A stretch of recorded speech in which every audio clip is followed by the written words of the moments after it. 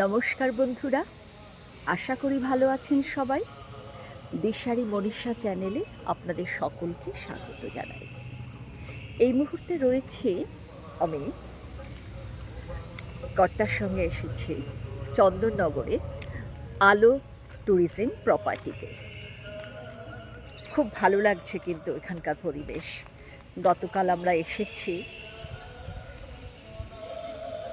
এত সুন্দর একটা পরিবেশ, চারপাশে সবুজ গাছ,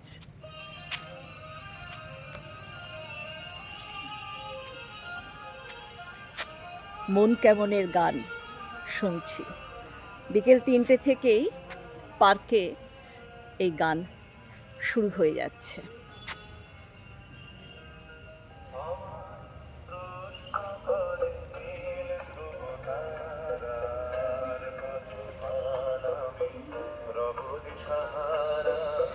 রব দিশাহারা কিছুই তো